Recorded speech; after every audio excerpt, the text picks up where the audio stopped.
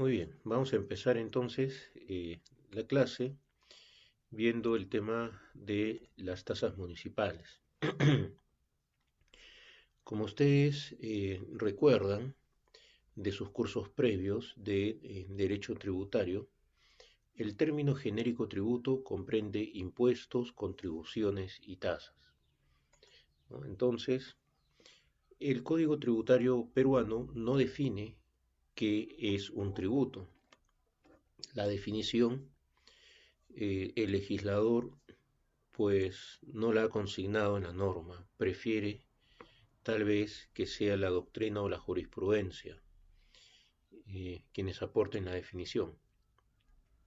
En materia peruana, cuando se ha tenido que resolver una controversia eh, en materia tributaria, ¿no? En el Perú, cuando se ha tenido que resolver una controversia en materia tributaria, los tribunales, tanto el Tribunal Fiscal como el Tribunal Constitucional, han recogido la definición de tributo acotada por Geraldo Ataliba, ¿no? En la que se indica que el tributo es una obligación, ¿no? Que comporta un vínculo jurídico, ¿no? Entre deudor y acreedor que emana de la ley, ¿no? Y la prestación que es objeto de esta obligación consiste en una prestación de dar una suma de dinero, ¿no? Con carácter definitivo al fisco. Y bueno, lo que nos debe quedar claro es que el legislador sí establece tres tipos de tributo.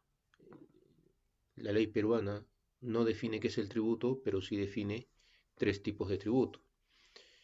Y define el impuesto, la contribución y la tasa. El impuesto es un tributo no vinculado, ¿no? El hecho de que paguemos el impuesto no origina una contraprestación en favor del contribuyente por parte del Estado. No hay una acción o una actividad del Estado que nos beneficie directamente.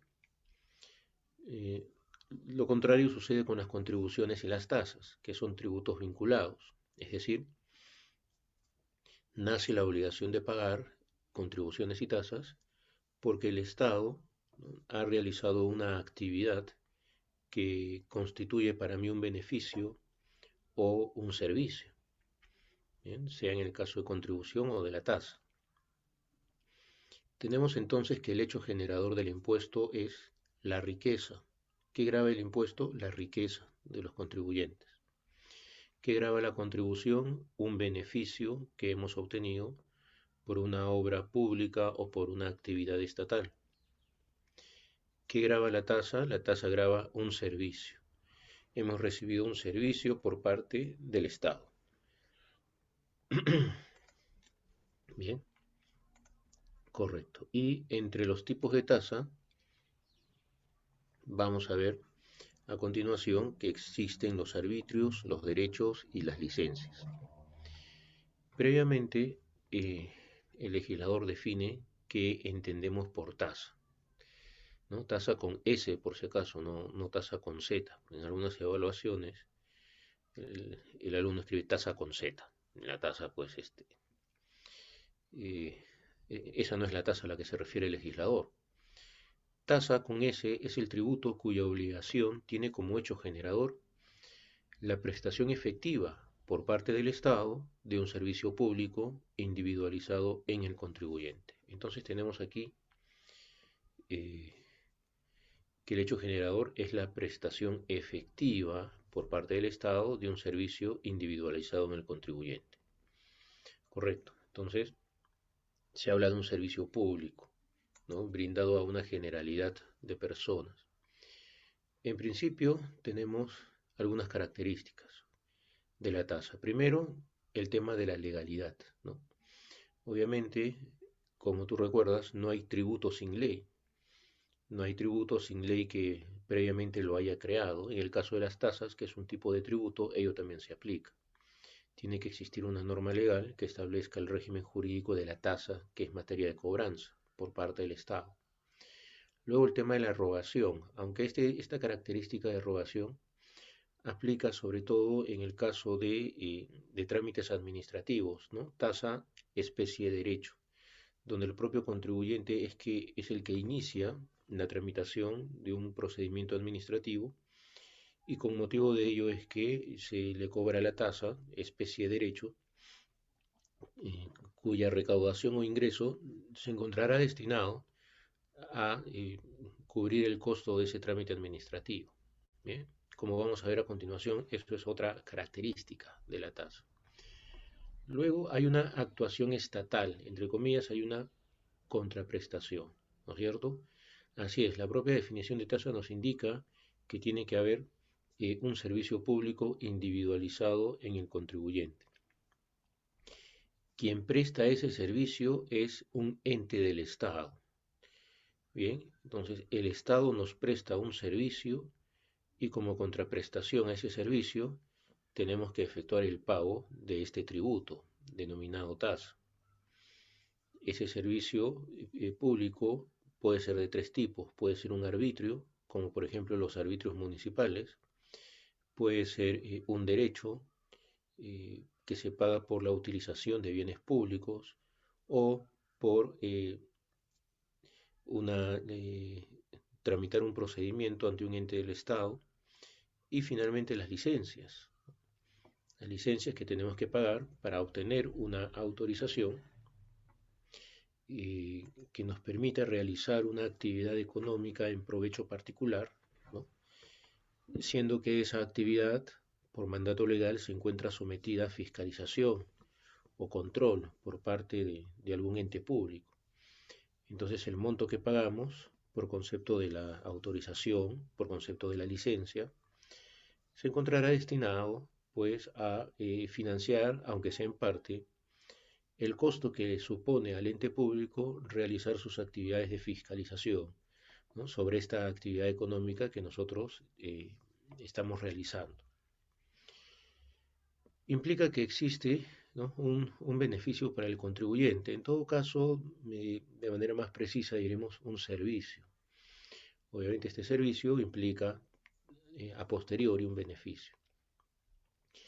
Y finalmente, algo importante que establece de manera expresa también el legislador en la norma segunda del título preliminar del Código Tributario. Él señala que el monto que se recaude por concepto de contribuciones y tasas solo puede destinarse a cubrir el costo del servicio, a financiar el costo del servicio. No puede financiarse, no puede destinarse, perdón, a otras actividades. Bien, y ello implicaría pues una vulneración directa a la norma, ¿sí? Con las responsabilidades del caso. Luego, ¿cómo se clasifican las tasas? El Código Tributario, en su norma segunda, establece la siguiente clasificación.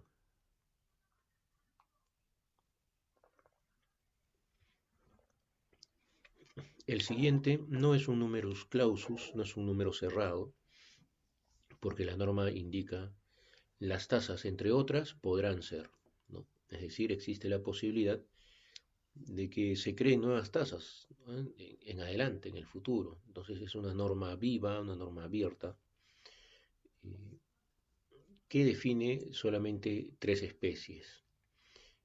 Primero, los arbitrios. ¿Qué es un arbitrio? Un arbitrio es una tasa que se paga por la prestación o mantenimiento de un servicio público. Bien. Entonces es interesante notar aquí que eh, cuando la norma define qué es el arbitrio, amplía, amplía la definición original de tasa. Amplía la definición original de tasa. Entonces, eh, ¿cuál viene a ser aquí la diferencia? ¿No?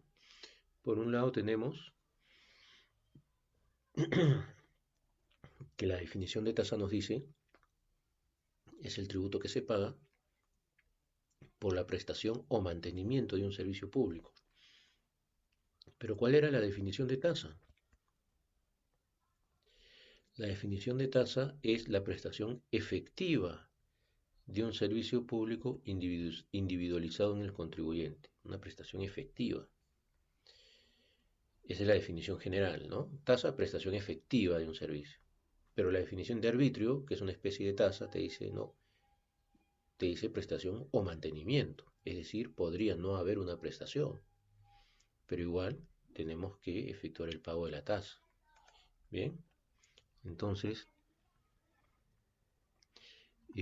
claro, a ver, como comentan nuestros compañeros, ¿no? Angela hace una referencia a las licencias, como hemos mencionado. José nos dice, el pago para ingresar a algún evento organizado por la municipalidad puede ser una tasa. Bien, no, no puede ser ese caso una tasa, pues la norma segunda del título preliminar del Código Tributario también va a señalar que la, eh, no es tributo, no es tributo aquel que proviene del pago de un contrato que celebramos con un ente público, ¿no?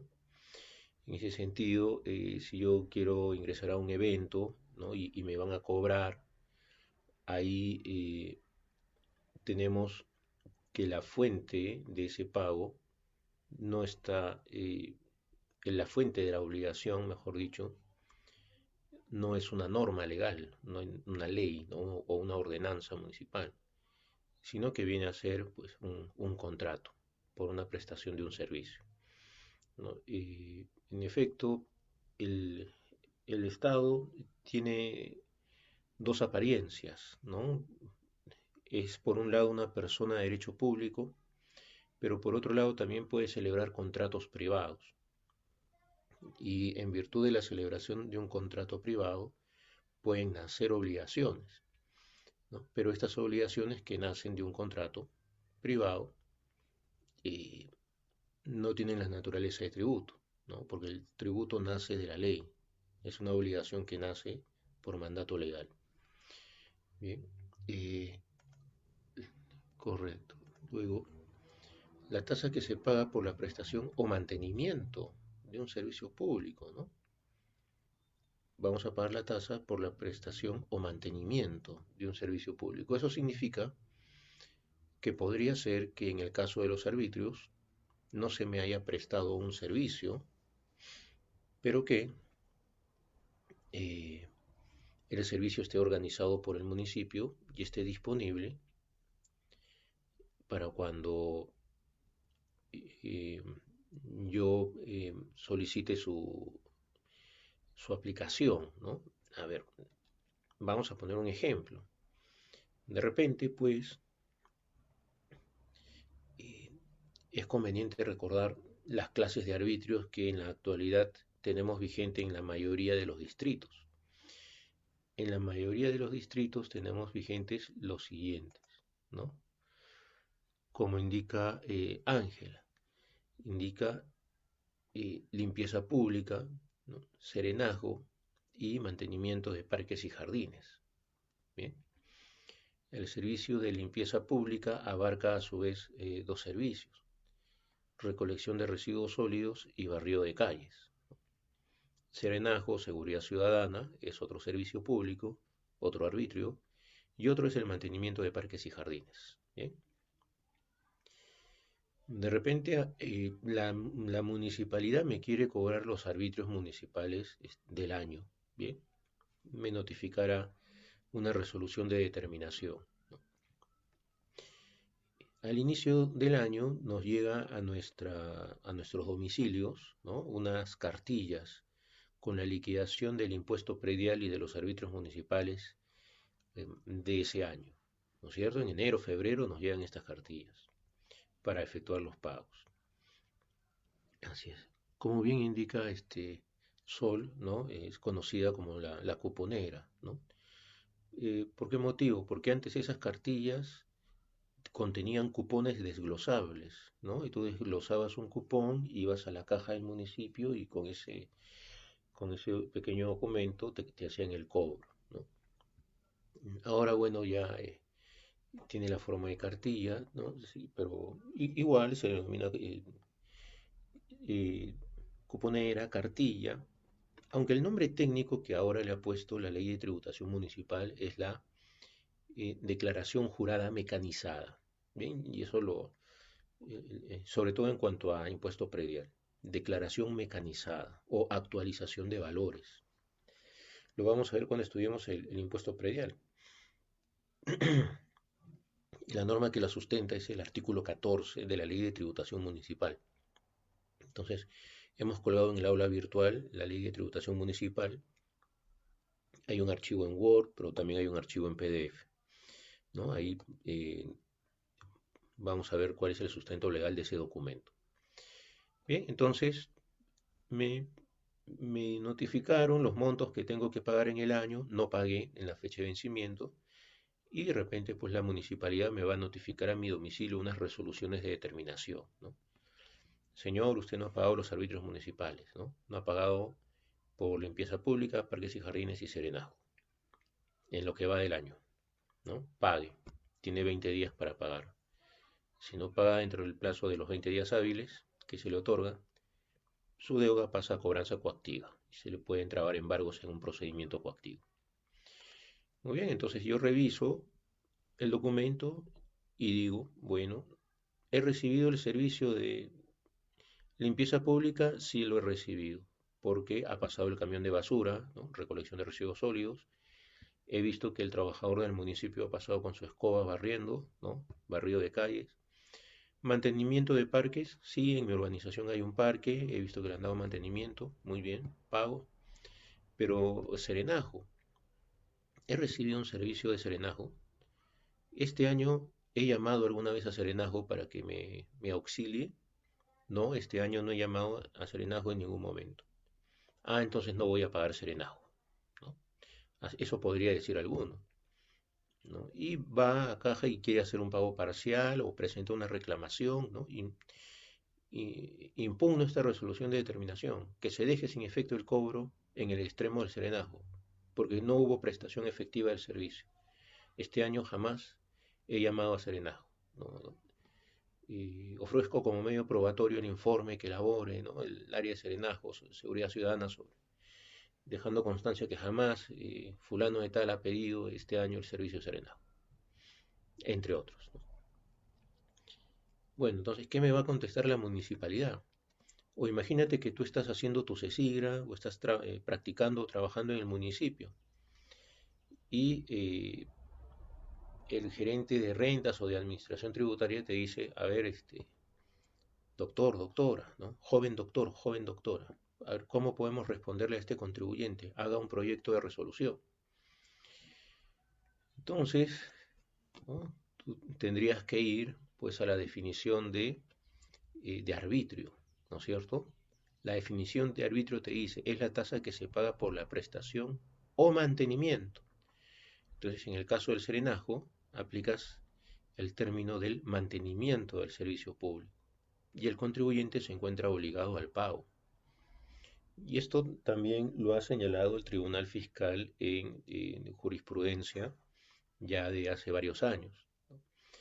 Eh, la obligación de pagar el arbitrio no se origina solamente con la prestación, sino que basta que el municipio tenga organizado el servicio y que éste se encuentre disponible para ser utilizado por el vecino para que nazca la obligación a efectuar el pago, ¿no? Independientemente de que en algún momento haya o no utilizado el servicio. Bien, ese criterio se desprende de la propia definición de arbitrio establecida por el legislador. Bien, entonces hemos visto ahí un supuesto de aplicación práctica y la manera en la cual debe interpretarse la norma en este punto concreto para resolver en adelante alguna controversia. Luego, los derechos son las tasas que se pagan por la prestación de un servicio administrativo público o el uso o aprovechamiento de bienes públicos, ¿no? Por ejemplo, cuando queremos realizar un trámite ante el municipio, tú vas al texto único de procedimientos administrativos, al TUPA del municipio, y encontrarás que en algunos trámites implican el pago de una tasa, ¿no? El pago que se efectúa es un tributo y es, eh, tiene la especie de derecho, ¿no? Es una especie denominada derecho, por la prestación de un servicio administrativo público. Eh, y claro, ¿no? El municipio en este caso te va a prestar un servicio administrativo, porque tú estás haciendo un trámite, y eso implica un costo para el municipio. Entonces le van a trasladar el costo al beneficiario del servicio, al que está realizando el trámite. Y bueno, en la práctica no le trasladan el 100% del costo, sino realizan un costeo y parte de este costo es el que se le traslada al contribuyente, ¿no? Al usuario.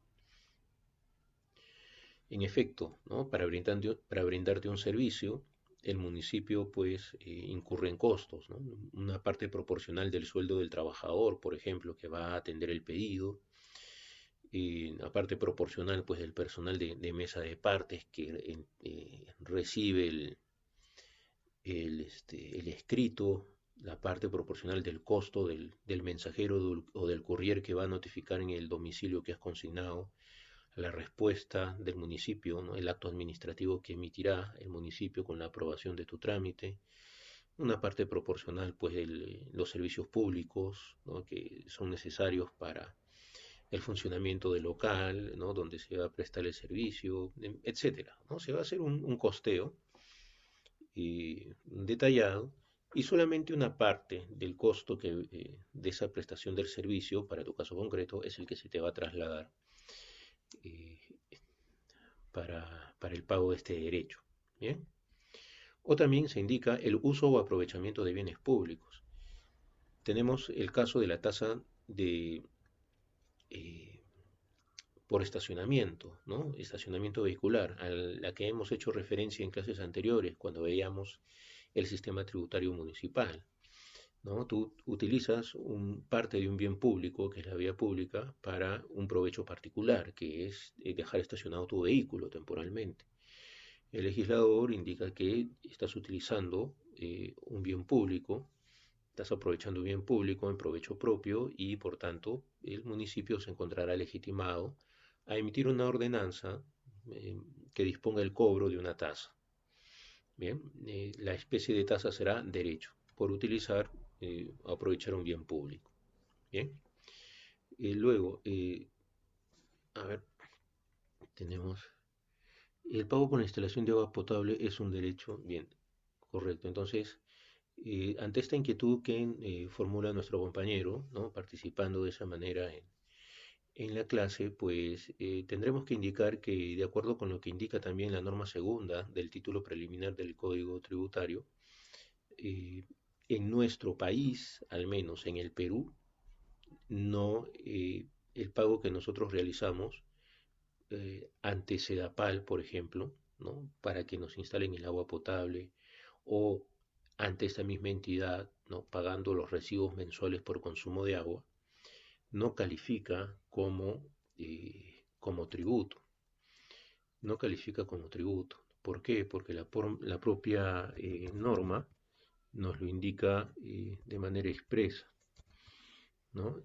A ver, vamos a dar lectura a este punto concreto. A ver,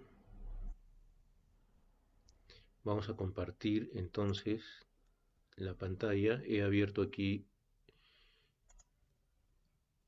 eh, la parte pertinente, ¿no?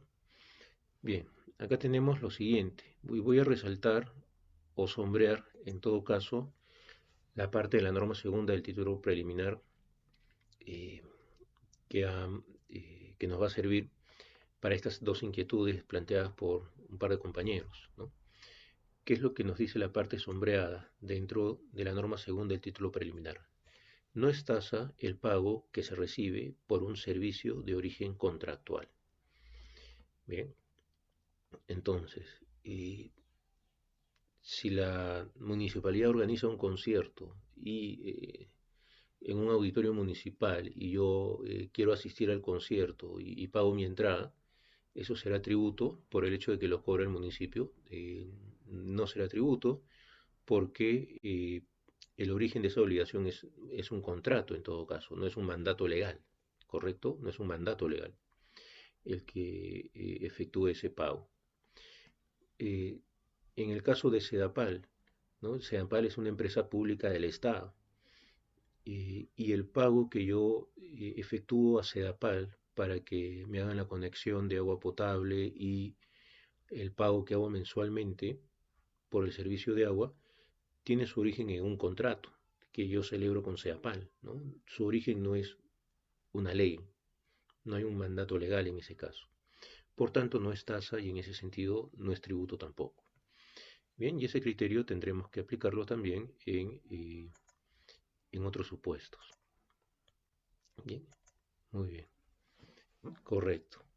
Pero ojo, como repetimos, esto es en nuestro país, ¿no? Esto es en nuestro país. ¿Por qué? Porque de manera expresa el legislador lo ha señalado. Hemos podido ver, claro, revisando libros de derecho editados en otros países, ellos no tienen esta norma, ¿no? Y porque no recuerdo qué país, no sé si Argentina u otro, por ejemplo, el pago del agua, el consumo del agua mensual, en ese país es tributo. Para ellos es un tributo. Bien, no lo es así en nuestro país, pero eso depende de, de lo que indica la legislación interna de cada país, ¿no? Sí, nuestra compañera Soylimar ha levantado la mano para una intervención. Sí, adelante, te escuchamos. Doctor, buen día. Una consulta sobre el tema del agua. Bueno, he escuchado casos que, por ejemplo, en provincia, muchas veces no pagan el servicio mensualmente, ¿no? Entonces, tienen contrato las municipalidades, por ejemplo, con empresas privadas, por así decir, Emapisco, ¿ya? Entonces, luego de eso, mi consulta era, ¿a quién le cobra la deuda la empresa que nos brinda agua, los ciudadanos? ¿Es la deuda con la municipalidad? Porque, o sea, normalmente no cortan el agua, siguen brindando el servicio de agua, no lo cortan y las personas pueden pasar años sin pagar el agua y normal, o sea, siguen usando el agua y he escuchado que dicen la municipalidad tal tiene deuda de tantos millones con esta empresa. Entonces, ¿cómo sería en ese caso? ¿Cómo actuaría la municipalidad para el cobro de los ciudadanos por el servicio? ¿O la empresa directamente tiene que contactarse con el poblador? ¿Cómo sería, doctor? Esa era mi duda. Muchas Ya, gracias. ya, ok, sí, gracias también por la inquietud. Bueno, no teníamos conocimiento de esa problemática, ¿no? En el interior del país. Es un caso, sí, eh, bastante concreto, puntual, ¿no? Y bueno, lo que debemos decir al respecto es que al menos las normas genéricas, en general lo que la norma establece es que la empresa que brinda este servicio de suministro, es un contrato de suministro de agua potable, tiene que efectuar el cobro directamente a los beneficiarios, ¿no? Cobra directamente a los beneficiarios. Eh, Ahora, si el beneficiario no paga, la consecuencia, eh, obviamente prevista en el contrato, es el corte del servicio, que es lo común, que es lo normal. Ahora, si como consecuencia del no pago de algún usuario, el municipio asume esa deuda, ese es un tema que me llamaría mucho la atención, que exista un contrato en esos términos. Bien, en ese sentido, eh, consideramos que sería una figura bastante extraña. Lo que sí nos parece que es también lo que nos resulta más factible desde nuestro punto de vista, porque como repetimos no conocemos el detalle, es que el municipio a su vez sea también un usuario del servicio, ¿no? el municipio es usuario del servicio y utiliza el servicio para la prestación del servicio, de algunos servicios públicos, ¿no? Por ejemplo, el mantenimiento de parques y jardines, ¿no? Cuando el municipio va a brindar el servicio de mantenimiento de parques y jardines, tiene que incurrir en costos. Por ejemplo, tiene que comprar el agua que va a servir para regar los parques y jardines públicos. ¿Y de dónde va a conseguir el agua? ¿No? De repente, pues, contratará camiones de cisternas, algún proveedor particular, o de repente, pues, será el agua de las tuberías, ¿no? En el caso de Lima, por ejemplo, será el agua de Sedapal, ¿no? Que de repente es más cara. De repente en esas localidades, de igual manera, el municipio pues contrata el agua potable para el regadío de las áreas verdes. Y con motivo de ese contrato, el municipio es el que está en deuda, ¿no?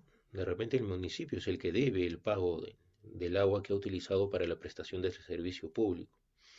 Un servicio público que beneficia a todos los vecinos, ¿no? Del distrito. Eh, Lo cual, pues, me parece que es una figura distinta al hecho de que en el contrato de suministro particular se haya celebrado de repente o incluido una cláusula de responsabilidad solidaria, ¿no? Que ante el no pago del vecino, entonces yo municipio voy a asumir. Entonces, ¿qué van a hacer los vecinos? Nadie va a pagar un sol. Y la municipalidad asumiría voluntariamente esos millones de soles de no pago por parte de los vecinos. No, me parece que sería una cláusula extraña, ¿no? Debe ser otro entonces el motivo por el cual se presenta aquellas situaciones problemáticas, ¿no? Sí, en realidad hay diversos tipos de situaciones que se pueden presentar, ¿no? Nuestro compañero dice, en ciudades pequeñas las municipalidades se encargan del servicio del agua. Bueno, entonces, cuando decimos que asumen ese servicio, se refiere a que presta presta el servicio o asume el pago del servicio. Habría que ver el, el tema, la instalación y la prestación del servicio, nos dice nuestro compañero. Ya, bueno, en ciudades pequeñas se presenta esa situación. Ya, correcto. Bueno, es Doctor, un tema ¿será interesante. también de acuerdo a la realidad de cada distrito, provincia? Porque, por ejemplo, en el caso de La Molina, ya le toca el pago y automáticamente le cortan el agua. Entonces ya tienen que ir a pagar, ¿no? Pero, o sea, ¿qué interés va a haber si te toca pagar y no te cortan? Tú normal, o sabes que lo vas a seguir utilizando. Entonces, supongo que hay alguna cláusula, como dice usted, algo extraña, que hace de que esas empresas no corten el agua en provincias. Bueno, en algunas, ¿no? Donde yo también he estado y he podido notar eso, ¿no? Pero en cambio en Lima, como le digo, en esas zonas de La Molina, el agua es también un poco más cara y automáticamente la cortan. Ujú. Entonces, esa es una como que una duda que tengo, ¿no? Debe ser de acuerdo a las municipalidades. Doctor, y otra consulta, Sí, ¿por qué no, o sea, el agua o las empresas de agua no pueden ser del Estado? Porque si bien es cierto, algunas son privadas. No, no pertenecen al Estado, si el agua es una necesidad básica que tenemos todos los ciudadanos. ¿Por qué se ujú, privatiza? ¿A qué se debe ujú. eso, doctor? Ya, ok, muchas gracias. Bien, claro. Primero, previamente indicar, ¿no? Que este tipo de situaciones como bien indican los compañeros, pues la realidad en nuestro país es bastante diversa, ¿no? Indican nuestros compañeros que se presentan algunas situaciones y para poder efectuar un análisis respecto de cada uno de ellos, sería importante, ¿no? Necesario tener a la vista los contratos o las normas que dispongan tal regulación. Bien, y una vez teniendo a la vista esos contratos y esas normas, se podría hacer el análisis correspondiente y brindar de repente pues una opinión, ¿no? con mayores elementos, ¿no? Respecto de cada situación concreta que se puede presentar. Ahora, de otro lado, respecto de la inquietud que nos pregunta nuestra compañera, pues bueno, esa viene a ser una decisión política, ¿no? Esta viene a ser una decisión política. Y la decisión política puede ir por dos lados, ¿no? Por un lado, como indica nuestra compañera, eh, asumir que, ¿no? Como alguna vez he escuchado, que el derecho al agua viene a ser también un derecho humano, y siendo un derecho humano, eh, resultaría más adecuado que el suministro del agua se encuentre a cargo de una entidad pública y no de un ente privado, ¿bien? El cual inclusive puede lucrar con la prestación del servicio. Bueno, ese es un punto de vista. Otro punto de vista, eh, también respetable, es el que indica que, de acuerdo, todos tenemos derecho a tener un suministro de agua periódico, pero que para la prestación del servicio, eh, lamentablemente el Estado no lo realiza de manera eficiente. El Estado no realiza la prestación de ese servicio de manera eficiente. Y esto implica, esta ineficiencia por parte del Estado implica altos costos para el presupuesto nacional y que por tanto resulta más conveniente que sean empresas privadas las que se encarguen de administrar y prestar este servicio, porque bueno, el empresario privado sabe bien en su experiencia, en su expertise, cómo reducir los costos, y si, bueno, como consecuencia de ello genera un lucro, pues eso será admitido por quienes mantienen esta posición, ¿no? Siempre y cuando, claro, no se perjudique con ello el acceso a la población a este, digamos, a este servicio básico, ¿no? Que es la prestación de agua potable. Entonces es un tema donde eh, la decisión que se tome dependerá eh, de la orientación política, ¿no? De quienes ostenten la autoridad, el cargo en, en cada oportunidad. Bien. Ambas posiciones tienen sus pros y sus contras, ¿no es cierto? Ambas posiciones tienen sus pros y sus contras. Eh, y bueno, finalmente, pues lo que podemos agregar es que el, el consumo, ahora que recuerdo alguna vez que he ido de viaje, ¿no? Al interior hace ya muchos años, me llamaba la atención cómo a veces había una tubería que no estaba bien cerrada y habían fugas de agua en algunos pueblos del interior. Habían fugas de agua de una cañería y eso se transformaba en una sequía, ¿no? Y a mí me llamaba la atención, y esto por qué no lo arreglan, ¿no? ¿Quién es el que paga el recibo aquí en este predio? Porque está perdiendo, hay una fuga de agua, se está perdiendo mucho dinero. A cuánto ascenderá el recibo, ¿no?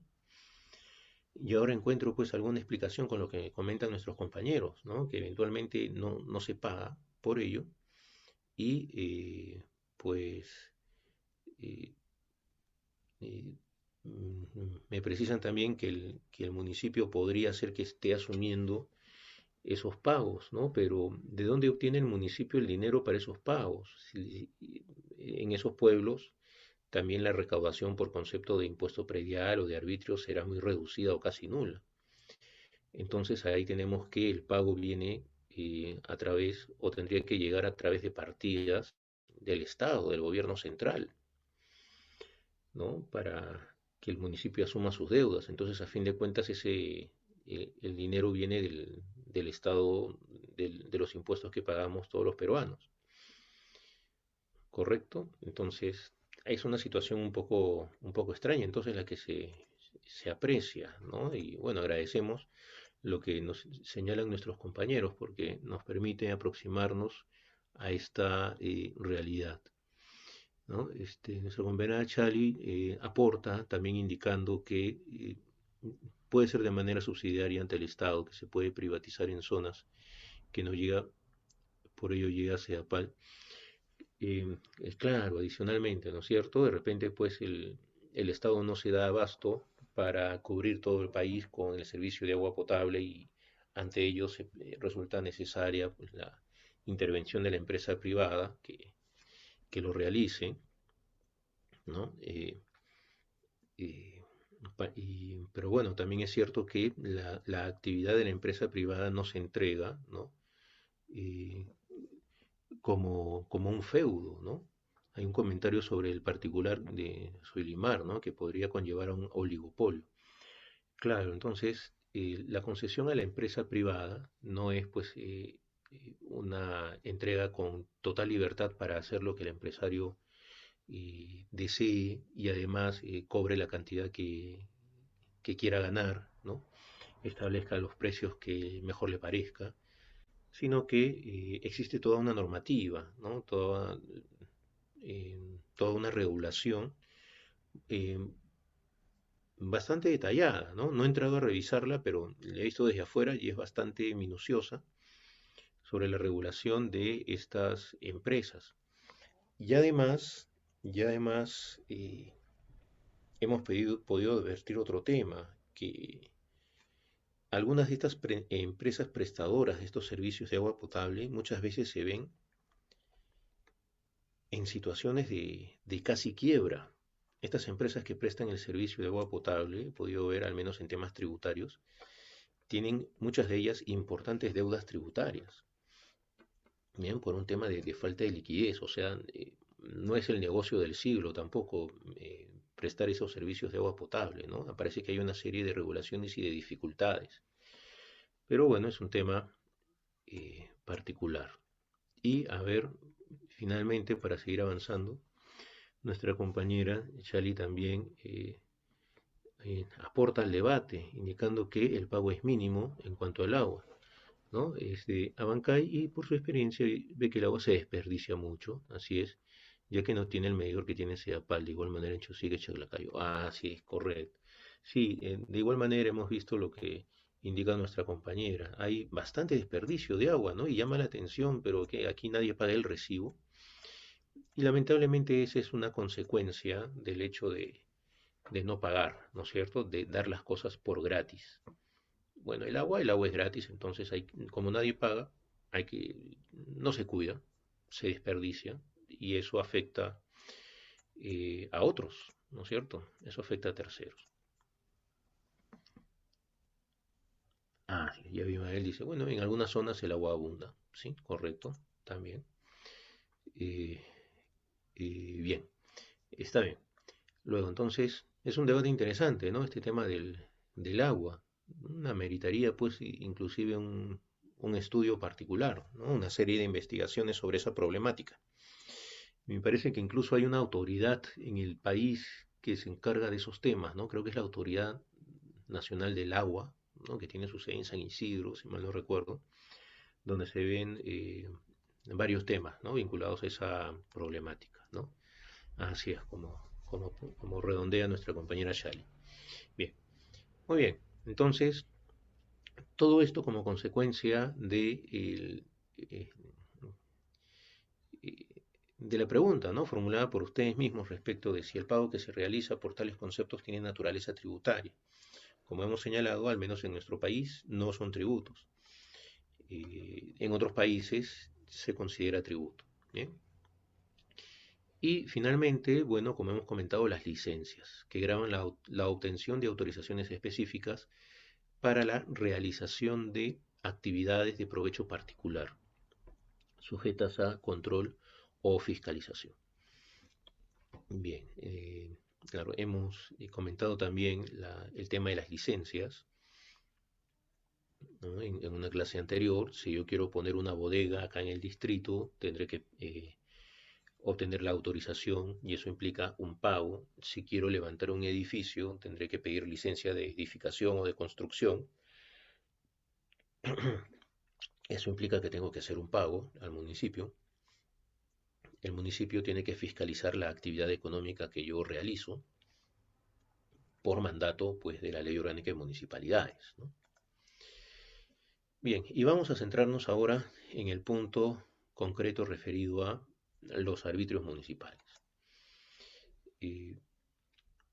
¿Cuál es el sustento constitucional del cobro de los arbitrios municipales? Bueno, el artículo 74 de la Constitución, cuando hace referencia al poder tributario, nos dice que los gobiernos regionales y locales pueden crear, modificar y suprimir contribuciones y tasas, ¿no?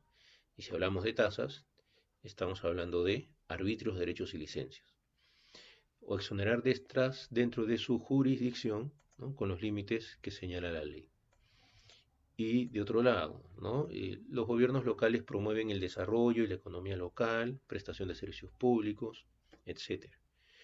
Y nos dirá también, son competentes para crear, modificar y suprimir contribuciones, tasas, arbitrios, licencias y derechos municipales conforme a ley, ¿no? Entonces acá un poco que hace un desarrollo, ¿no? Contribuciones y tasas. Ahí se hubiera podido quedar este numeral 4 del artículo 195 de la Constitución.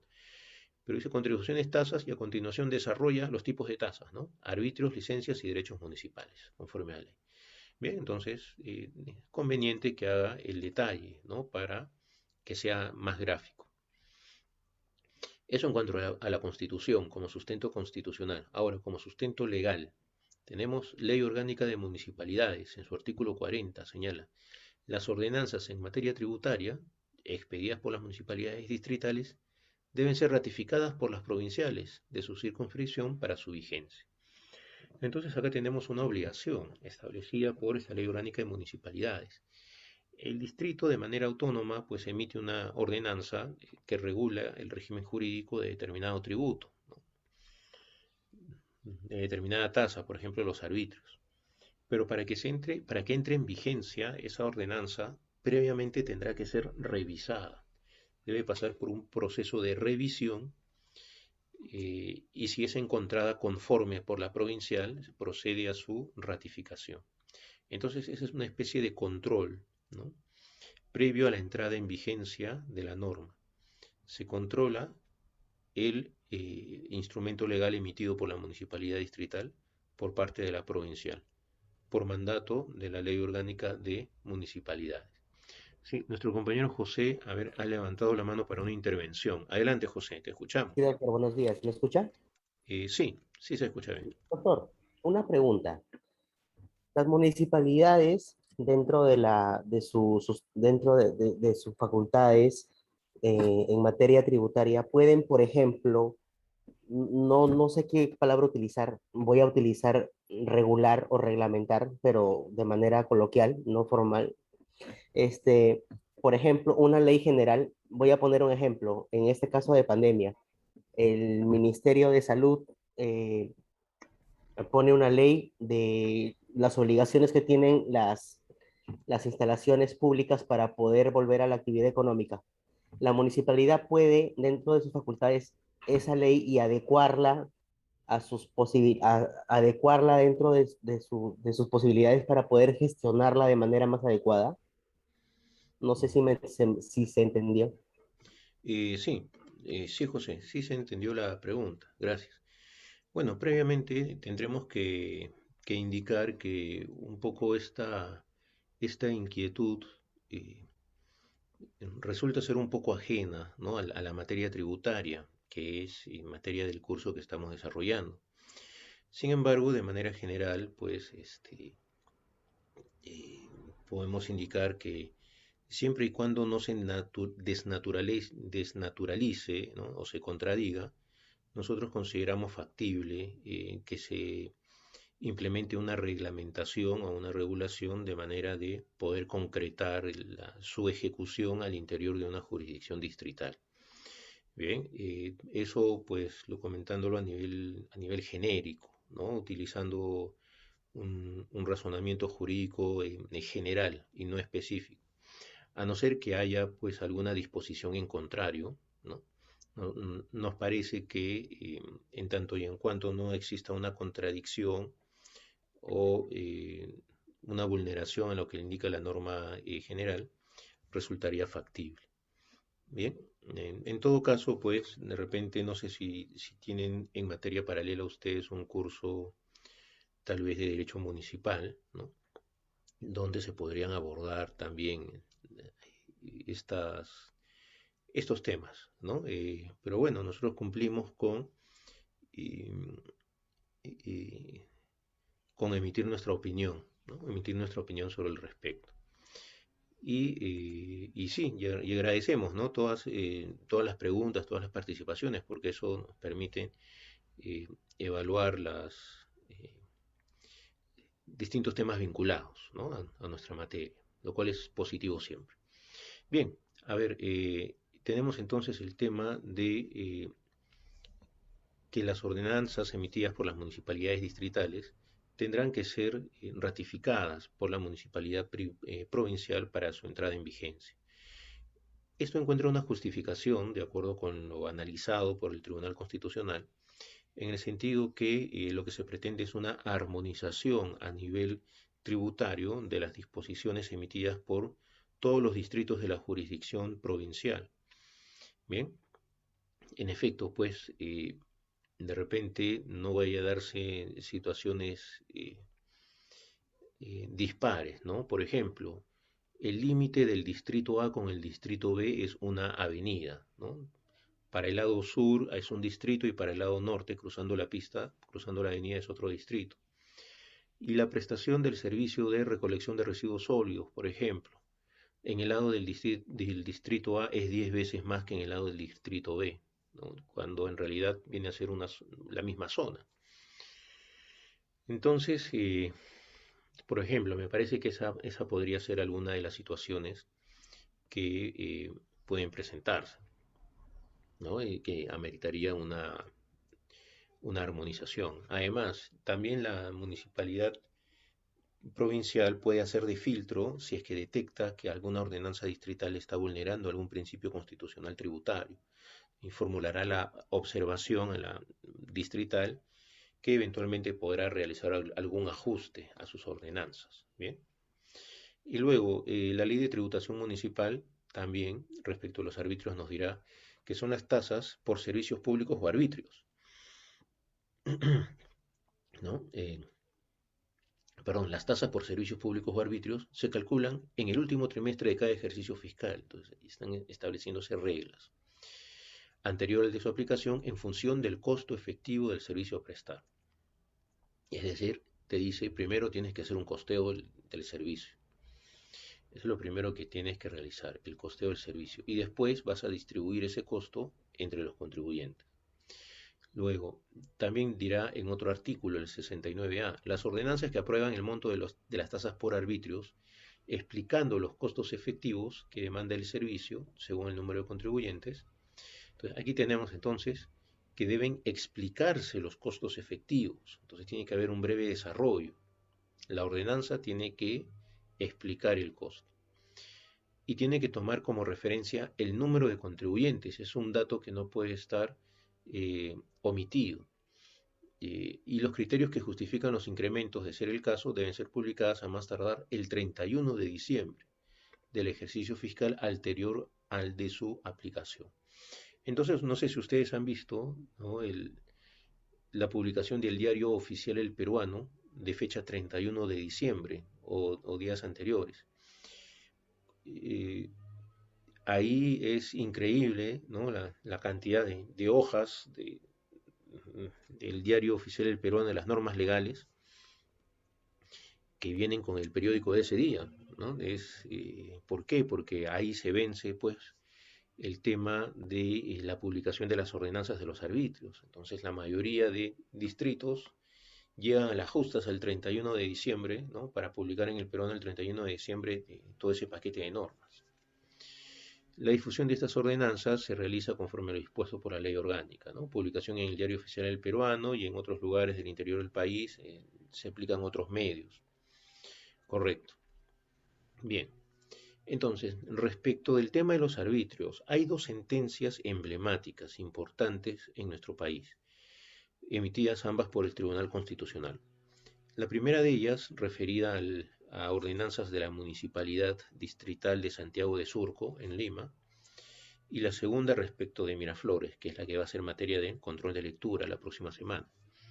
La sentencia de Surco indica, ¿no?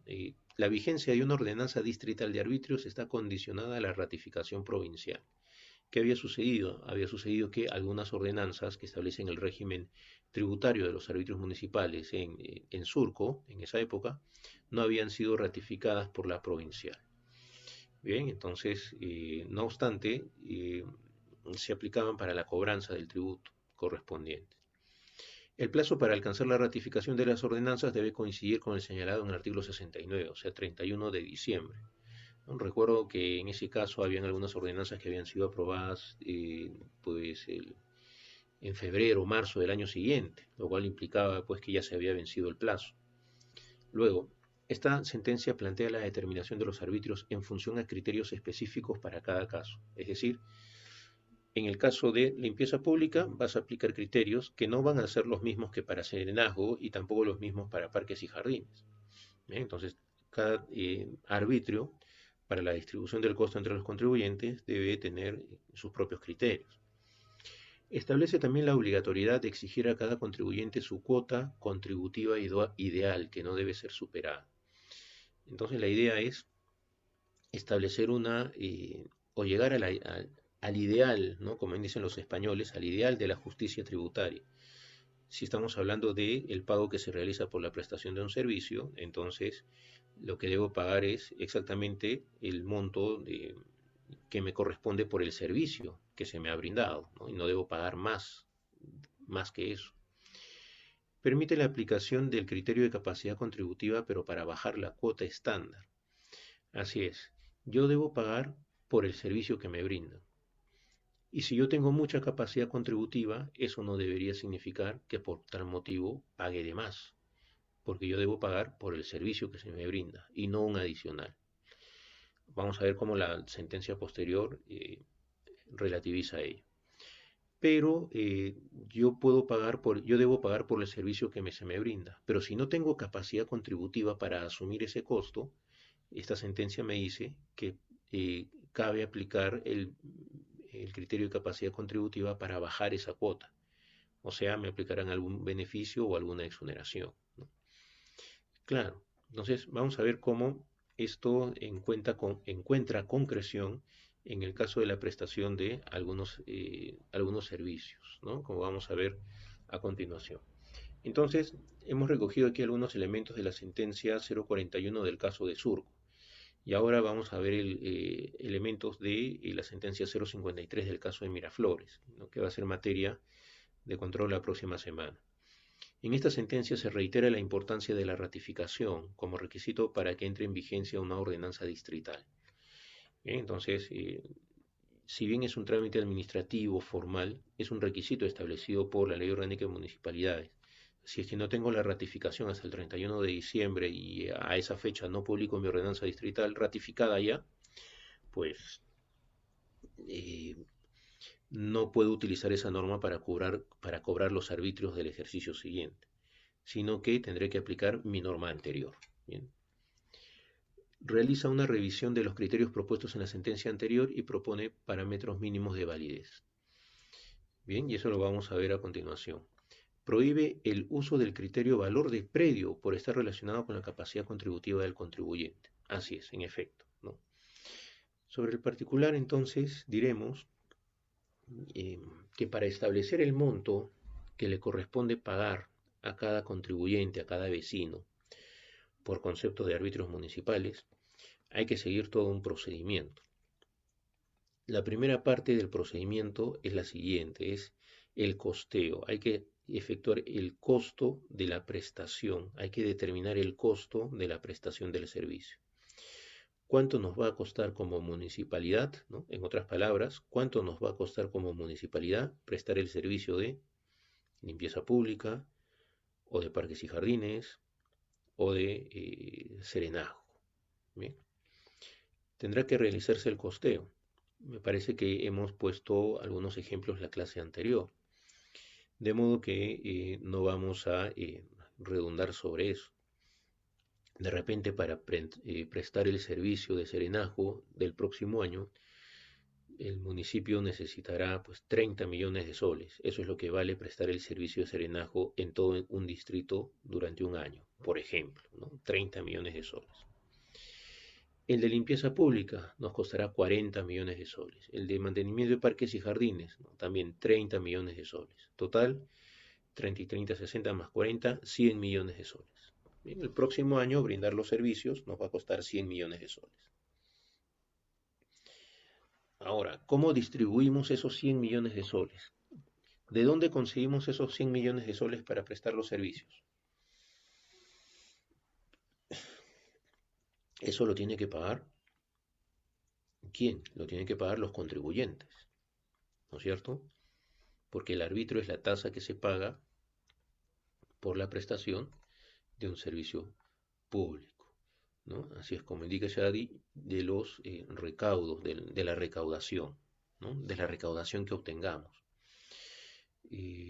Tenemos que cobrarle entonces al contribuyente, al que recibe el servicio, ¿no? Tenemos que cobrarle por el servicio que se le brinda. Bien. ¿Y cómo vamos a hacer para distribuir esos 100 millones de soles entre todos los vecinos, ¿no? Entre todos los vecinos? Supongamos que tenemos 100.000 contribuyentes. Alguien podría decir, bueno, fácil, dividimos 100 millones entre 100.000 y cada uno va a pagar lo mismo, ¿no? Sería una solución adecuada, que todos paguen igual. Bueno, entonces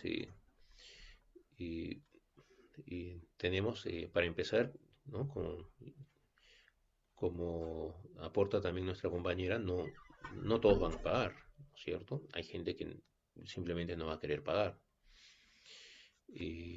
Pero, ¿qué pasa si hay gente que no paga?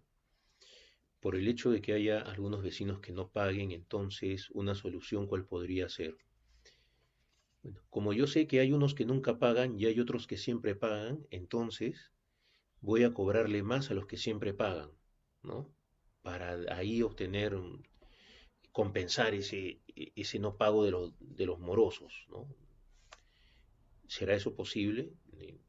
No. ¿Por qué? Porque a cada uno yo le tengo que cobrar por el servicio que recibe, ¿no es cierto? Claro, como bien opina Valeria, no sería justo que haga ese traslado. Luego Cintia nos dice, debería ser de acuerdo a la capacidad contributiva, ¿no? Así es, en efecto, debería ser respecto de la capacidad contributiva. La capacidad contributiva es un principio, ¿no? que es constitucional, tributario, implícito, que debe ser también aplicado en el caso de las tasas como los arbitrios. Pero, eh, ¿qué tenemos ahí? Tenemos que este principio de capacidad contributiva no debería utilizarse para hacer que pague más arbitrios aquellos que tienen más recursos, ¿correcto? Porque de repente, pues imaginemos, ¿no? El profesor Aldo Candela se ha ganado la tinca, tiene 10 millones de soles. Entonces, como él tiene recursos, ya, vamos a cobrarles más arbitrios, ¿no? Y el vecino que vive en una zona deprimida socialmente y no tiene trabajo, como no tiene capacidad contributiva, entonces a ese no le cobramos nada, ¿no? ¿Cuál es la idea? La idea es que cada uno, en cuanto a los arbitrios, que cada uno pague por el servicio que recibe. Bien, cada uno debe pagar por el servicio que recibe. Entonces, por ejemplo, tenemos dos vecinos que tienen viven en la misma zona. Su casa está una al costado de la otra. Y el vecino uno tiene mucha capacidad contributiva, porque se ha ganado la tinca. Y el segundo se ha quedado sin trabajo, ¿no? Apenas tiene para comer. Y al momento de cobrar los arbitrios, vamos a hacer ahí una diferenciación, ¿no? O ambos tienen que pagar lo mismo.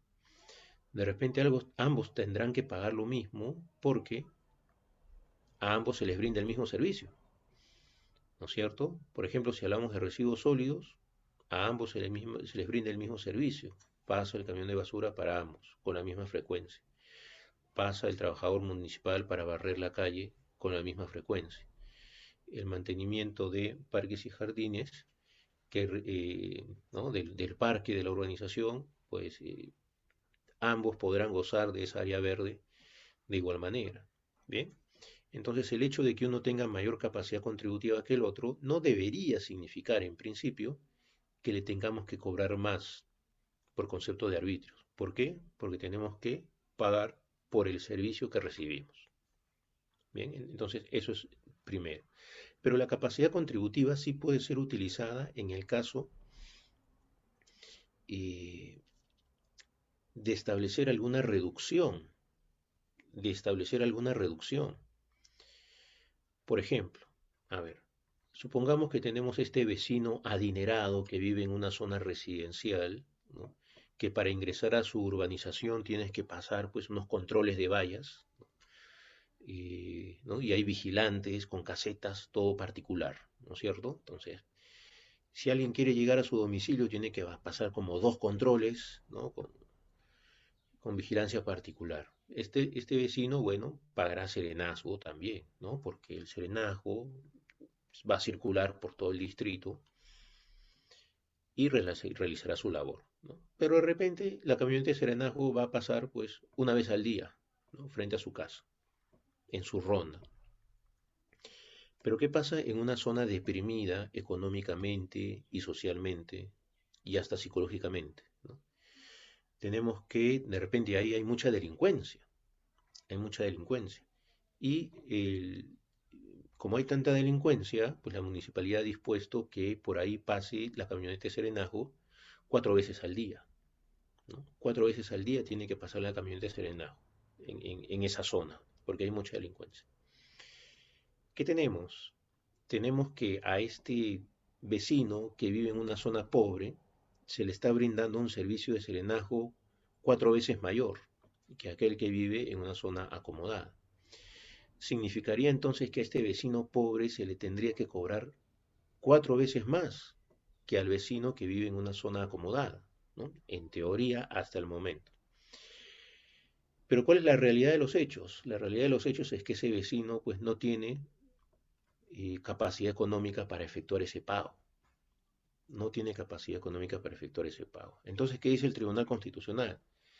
El Tribunal Constitucional dice, municipalidad, debes tomar en consideración la reducida capacidad contributiva de este vecino de esta zona pobre. Eh, y en la sentencia del 053 va a introducir un principio de solidaridad eh, que puede resultar cuestionable, ¿no? Es más, hay un reconocido tributarista español que lo cuestiona sin ambajes. Va a decir, mira, a este vecino de la zona pobre no le cobres o cóbrale menos, cóbrale pues una suma muy reducida.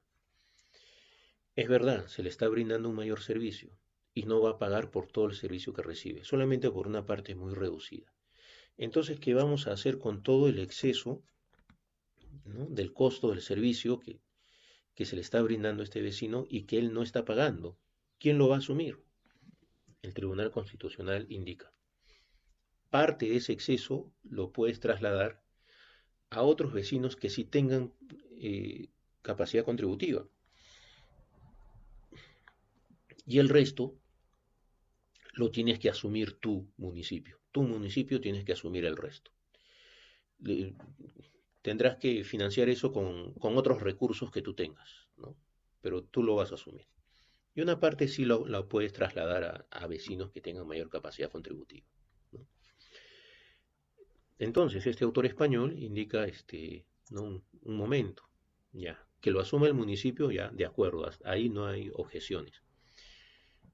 Pero que lo asuma un tercero, ese tercero tiene que pagar por el servicio que se le brinda, ¿no? ¿Por qué tendría que pagar por el servicio que se le brinda a otro? Aquí ya estamos tergiversando un poco la naturaleza jurídica de la tasa, ¿no? De la tasa, porque yo en la tasa pago por el servicio que se me brinda, ni un sol más, ni un sol menos. Entonces, esa es la posición de este autor español, ¿no? Sin embargo, el Tribunal Constitucional de la época, con un criterio social, de solidaridad social, ha aceptado, ¿no? Que haya un traslado a vecinos que más tienen. El punto es que a veces ese traslado no se realiza de manera adecuada. Por ejemplo, se denomina principio de solidaridad. Hemos visto en algunos casos en Surco, por ejemplo, que vecinos que sí tienen capacidad contributiva reciben su resolución de determinación donde se indica, ¿no? Te estamos cobrando mensualmente por arbitrios municipales 120 soles, ¿bien? 120 soles mensuales. Y de esos 120 soles, 5 soles es solidaridad, o sea, te estamos trasladando 5 soles de el costo del servicio de vecinos de zonas pobres que ellos no pueden pagar. Entonces, 115 es lo que te toca más 5 soles mensuales. De repente, 5 soles mensuales, pues, puede ser soportable, ¿no? ¿No? E inclusive el vecino se siente bien, ¿no? Dice, ah, soy solidario, estoy colaborando, 5 soles, bueno, colaboro. Pero en una época en el SAT de Lima, no estoy hablando actualmente, sino hace muchos años, decía, muy bien, fábrica tal, tu pago por arbitrios municipales, mensualmente tienes que pagar 400 soles. Y aplicación del principio de solidaridad, ¿no? De vecinos que no tienen capacidad contributiva, te vamos a trasladar 600 soles. Total, 1000 soles mensuales. Entonces, ¿cómo es eso, no? Oiga, pero si mi servicio es 400 mensuales y me están cobrando 600 más por traslado, aplicación de este principio de solidaridad del Tribunal Constitucional, entonces ahí el tema no parece muy adecuado, no parece muy lógico, ¿no es cierto? Una cosa es que te trasladen 5 soles y otra cosa es que te trasladen 600 soles. Bien, entonces estaríamos pues ante una situación donde podría estarse vulnerando de manera irrazonable la capacidad contributiva del vecino que tiene mayor capacidad contributiva. ¿Bien? Bueno, ese es el tema de la capacidad contributiva a colación de lo que estamos comentando y también de lo que indica o la pregunta de nuestra compañera, ¿no? Que el pago debe ser de acuerdo a las capacidades de cada uno. Claro. Y ahí tenemos el problema inclusive de las amnistías que aporta nuestro compañero, ¿no? Que parece que sobre las amnistías hemos comentado la clase pasada, o en todo caso podemos hacer una reflexión de repente la próxima clase. Bien, de todas maneras lo vamos a abordar la próxima clase para aprovechar estos últimos minutos sobre temas propios de los arbitrios que van a ser materia de evaluación la próxima semana, ¿no? Para cobrar a los morosos se aplicaría la cobranza coactiva. Así es, efectivamente, como indica Sol, ¿no es cierto? No es que la municipalidad se queda cruzada de brazos, ¿no? A ver, ojalá paguen todos, dicen, ¿no? El municipio, ojalá paguen todos. Y si hay alguien que no quiere pagar, ah, qué mal, qué barbaridad, ¿no? Ojalá cambien de actitud. No, la administración tributaria lo que tiene que hacer es labores de cobranza coactiva y trabar embargos, ¿no es cierto? Claro está, algunos no pagan porque no quieren pagar, porque se han acostumbrado a no pagar, pese a que tienen los recursos. Habrán otros que de repente están atravesando una situación económica difícil y por ese motivo no están efectuando los pagos que deberían hacer, ¿no? Pero sea uno u otro, el, eh, es obligación de la administración tributaria ejercer la facultad de cobranza coactiva, porque de lo contrario, pues el cumplimiento de las normas tributarias sería una letra muerta, ¿no? Nadie pagaría. Y esto pondría en peligro la continuidad de la prestación de los servicios públicos. Bien, el Tribunal Constitucional prohíbe entonces el uso del criterio valor del predio para distribuir los arbitrios. Claro. Porque de repente la municipalidad con buena voluntad dice, ¿no? Para distribuir los arbitrios, el monto de los arbitrios que deben pagar los vecinos, voy a utilizar el criterio capacidad contributiva. ¿Cómo veo yo capacidad contributiva? El vecino que tiene un inmueble más grande, con mayor autovalú, tiene más capacidad contributiva que el vecino que tiene un inmueble pequeño y un menor autovalú. Entonces voy a distribuir los arbitrios según el valor del predio, según el valor del predio. Al que tiene un inmueble más grande, con mayor autovalúo, le cobraremos más arbitrios. Al otro le cobraremos menos, ¿no? El Tribunal Constitucional va a señalar que ese criterio podría resultar válido para los impuestos, ¿no? El que tiene más riqueza paga más, el que tiene menos riqueza paga menos. Pero no es un criterio adecuado para los arbitrios, donde el hecho generador es el servicio que se le brinda y el costo o el monto que debe pagar por concepto de arbitrio tiene que ir acorde con el servicio que se le brinda. Bien, como hemos comentado. Esta sentencia también va a plantear la determinación por separado de los servicios de limpieza pública en recolección de residuos sólidos y barrido de calles. Es decir, tiene que determinarse de manera separada, no de manera global. Bien, correcto. Y además, sin dejar de lado la cuota ideal, plantea lo que hemos comentado hace un momento.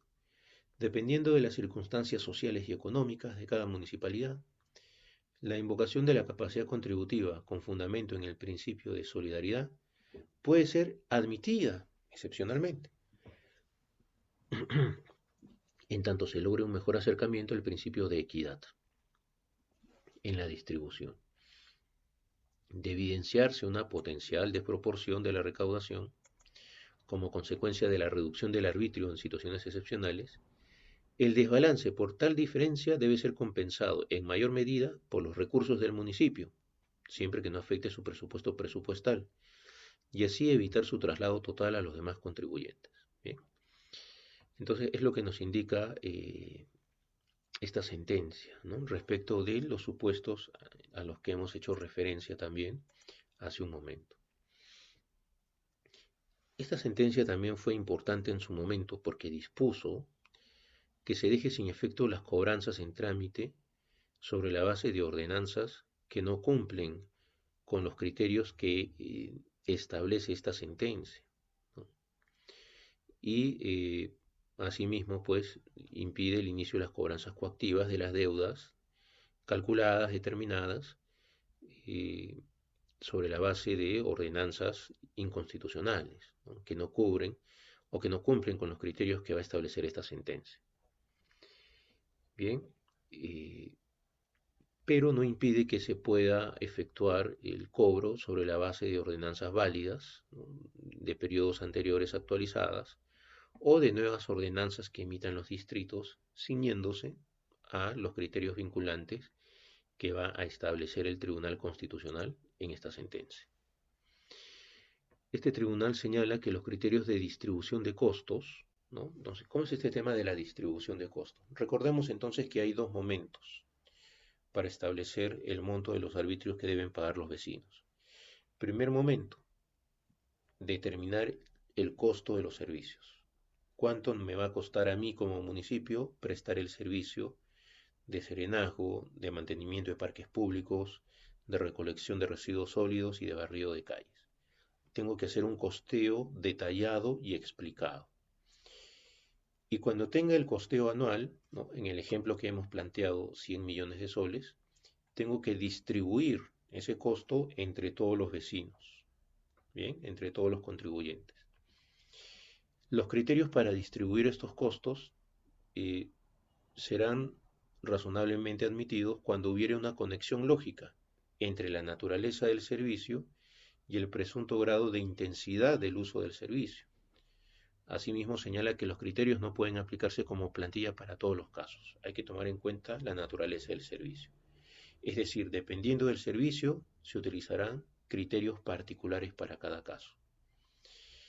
Por ejemplo, en el caso de parques y jardines, mantenimiento de parques y jardines, ese servicio que hace el municipio, ¿quién se beneficia más de ese servicio? El inmueble, el predio que está frente al parque. ¿Quién se beneficia menos? El inmueble que está muy alejado del parque. Por tanto, para distribuir el monto a pagar por concepto de arbitrios, el tribunal dice, procede que se le cobre más a los inmuebles cercanos al parque y que se le cobre menos a los inmuebles ubicados lejos del parque. Aquí no cabe utilizar el tamaño del predio o el uso del predio como criterio de distribución, sino la ubicación del predio con relación al área verde. En el caso de Serenajo, es razonable utilizar los criterios de ubicación y uso del predio. Claro, porque si el predio está ubicado en zona peligrosa, se le va a brindar un mayor servicio de serenajo. Y al uso del predio también, porque si tengo un predio, un terreno sin construir y una casa de cambios, ¿cuál de los dos predios va a recibir un mayor servicio? Ciertamente el de la casa de cambios, por ejemplo, ¿no es cierto? Entonces, es razonable que atendiendo a la ubicación y uso del predio, se le cobre más por serenajo al predio ubicado en zona peligrosa y predio que dependiendo de su actividad económica genere más peligro de delincuencia. ¿De acuerdo? Entonces, ese es otro criterio. En cuanto a limpieza pública,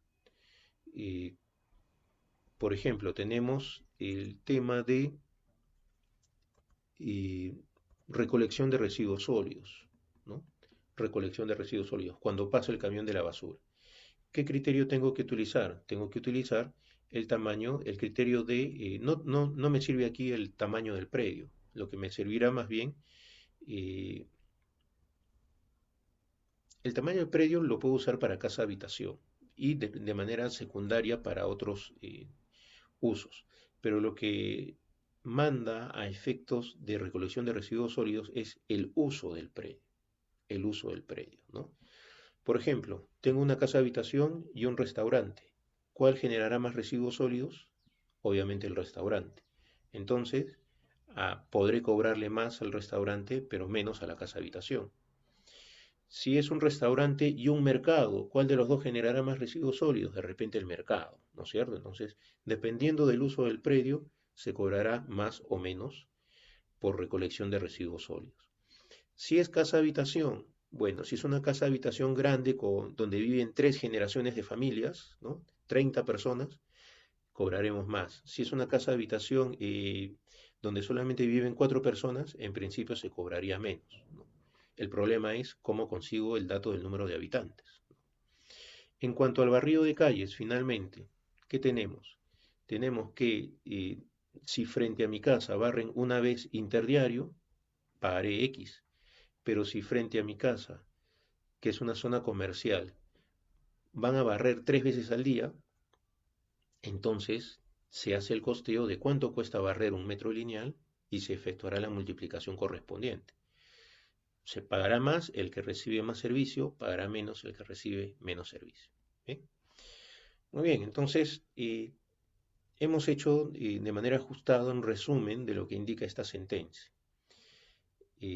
Recordarles, para poner fin a la clase de hoy, que la próxima semana tenemos control de lectura sobre esta sentencia 053 del caso Miraflores, la cual se encuentra colgada en el aula virtual.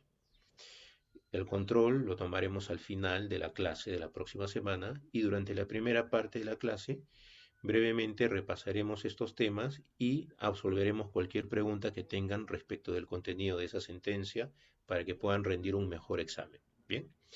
Bien, estimados estudiantes, entonces con esto ponemos fin a nuestra clase de hoy. Agradecerles por su presencia y su activa participación como siempre en la clase. Bien, que tengan un buen fin de semana. Gracias, doctor, igualmente. Gracias. Gracias, doctor. Gracias, doctor, cuídate.